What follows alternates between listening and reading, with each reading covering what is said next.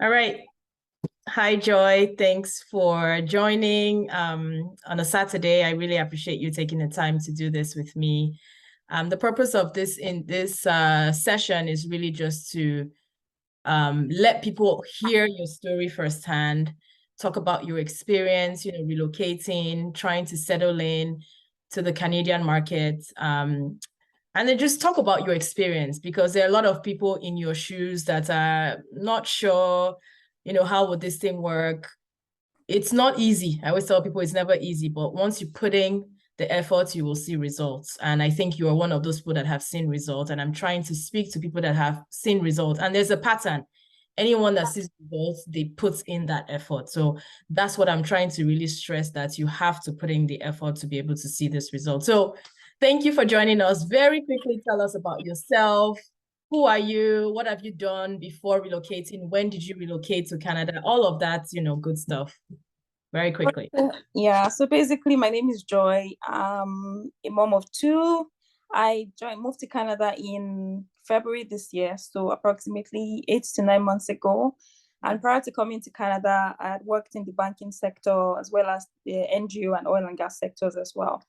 So right now I work as a business analyst in a pharmaceutical manufacturing company.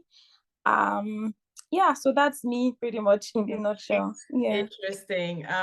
February this year, and you have successfully transitioned into tech through business analysis. That's amazing. Before you tell us about what you're doing now, can you tell us about your journey into transitioning? I know we met somehow, we had a consultation. I want you to speak to it. Like, what was that experience for you like, just dealing with me? And of course, the work you put in, because you have to put in the work to see the results. Talk to me about that experience. Okay, so basically coming into Canada, I had my eyes on a certain goal. I knew that I didn't want to go the banking route I had gone through in Nigeria or the NGO. I was basically doing administration, business administration and stuff like that. So I heard about business analysis, and I knew that, the skills I had gotten from my past work experiences could be very, very come in very handy, in being a business analyst. I had done my research. So I would say pretty much for anyone who wants to, toe this line, you basically have to first of all do your research, because I find that people jump on trends very easily without necessarily, researching about it, knowing if it's going to be a good fit for them and all of that stuff. So I think that's the first point of call for anyone who wants to toe this line. You pretty much need to research about the role, know what it entails basically, so that you're not just jumping into something blindly rather. You really need to know what it's about and know if you can fit into it or if it's a good fit for you. So I had done all of that research, and then I had pretty much narrowed down. I had also researched like different institutions or like organizations and businesses that carry out coaching, business analysis coaching, and I had pretty much streamlined my choices to like three people or three organizations, and I eventually chose to go with Synergy Pretty much we had our one-on-one, prior to like joining the course and everything. And, just from that phone conversation, I just knew that, okay, it was going to be a right choice for me, particularly because of the size. I was particular about the size of the class. It was going to be a really small class, like 5 people. And I knew that for that size, there's going to be a personal, one-on-one, connection, and there's going to be like proper follow-up compared to like other, people offering the same service, but like you weren't really guaranteed. Exactly. We're not really guaranteed of, one-on-one follow-ups or things like that. Whether or not you're following, nobody might really give a damn about it. They're just collecting their money and things like that. So I basically just went with it because, after the call, I just knew that was what I wanted to do, and I went with it. And another thing I would say is that helped me, or rather, I knew that I had to put in the work, So it's one thing to have a good coach or a good teacher or whoever, mentor or whatever. At the same time, it's a two-way street. The teacher or the mentor or whoever, the coach could, put in 100% in as much as possible, trying to instill the knowledge into you. But you as a student as well, if you do not do your homework, if you do not, put your foot down to say, okay, I have to put in the work and get this in as much as possible, because like it or not, the teacher might not even cover 100% of everything you need. So you still need to go back to do And your own research, research and everything. So I feel like that's pretty much what helps me, in where I am right now. So at the end of the course, yeah, exactly. So at the end of the course, I mean, the next hurdle was trying to get a job, and there was lots of rejections upon rejections upon rejections. At a point, I had hit like the 1 month mark, and I was just like, what is going on? What am I doing wrong? I had gone through my resume again. It seemed really okay. I had gone through my LinkedIn profile. It seemed really okay. And I was, getting even calls from like Indeed recruiters and everything, but it wasn't necessarily amounting to anything. So I didn't know what was going on, but I just knew that at that point I didn't have a plan B, basically. So I just had to keep at it. So I was, So I'll say again, consistency for anybody who wants this really much. How well do you want it will determine, how much you're able to keep pushing and not give up on it. And then thankfully, I think it was after like maybe 6 weeks or thereabouts that I was able to, land this job after like 2 interviews. And I think the particular one that hits me hard, and I know you know about that one, the one where I scaled through like 3 stages of interview, and then it was now time to, they sent me a mail, they had to let me go and everything. And so that one was just like the last straw pretty much. I think for that week, I didn't do anything. I didn't even do anything applications anymore. Just like, you guys just wait, let me catch my breath. I beg, this is not, But yeah, I was lucky to have it. Thankfully, I picked up myself again, and I just kept on, going at it. And thankfully, by week 6, I was able to get something. So that's where I am right now. I recall like you were very consistent. And again, there's a pattern. Everybody I'm speaking to who have successfully done this is that consistency. There's rejection, but you have to keep going. You have to keep going. Sometimes, like you said, some people get to even 4 stages and it just falls flat. And then the feedback is coming, oh, it's nothing, you are perfect, you're amazing. However, so you're like, why not me? I want to tell people that wasn't yours.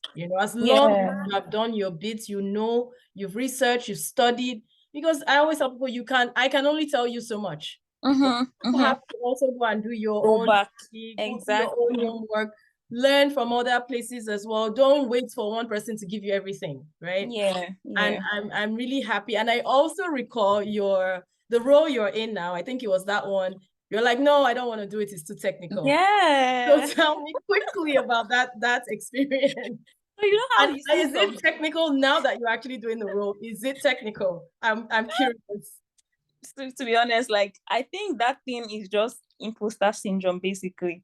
So like, how you just see some job descriptions and it just intimidates you, like, from the onset. So I had seen that job description and I just kept on seeing a lot of technical stuff and I just felt like, what are these things? I've not covered these things. I really didn't know what it was about and everything. But after speaking with you and you just said, go for it.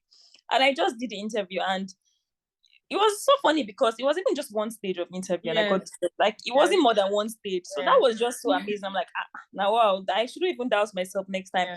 And that just taught me something, that even if something was technical, just do it. And even if you fail at it, you've learned something really, and then you just move on. It's an experience. So that was that. And then going into the role now is nothing as technical as I thought it was going to be. Really, it's really so simple. Like, what my last question is, what advice would you give to new people? But I think as you were speaking, you kind of touched on that, just saying, consistency is key. Make sure you do your research on what you want to do. You touch on all of that.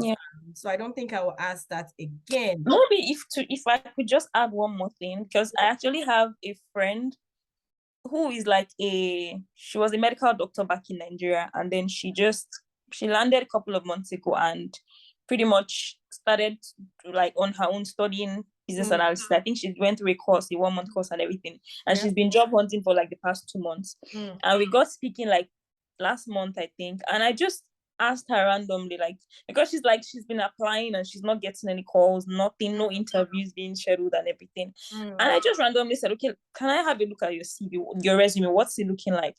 And I found out that her resume was just reading like medical like her past experiences. You know, it was still reading like a medical As if you're doctor. medical, yeah. Yeah, but then like she has a couple experiences as a medical doctor, then her most recent as a business analyst. And I just told her, no, it's not aligning properly. You know, Yeah. you have to really align your resume in such a way that they can see that you've been Presenting performing. yourself properly. Yeah, because it's not like, why is the medical doctor coming Looking and posing as a business analyst here and everything, you know? So I would just say maybe take some time to really like properly organize your resume such that it speaks to who you are as a business analyst. And then also the part of like tailoring every resume, every application to like the job descriptions you Very see, important. you know, extremely important, because some people can just be lazy and just, you know, use one resume over and over again for different applications, and that won't work much. And that's one thing I always tell people, I'd rather you apply to one role a week, take your time applying to that one role, 100%.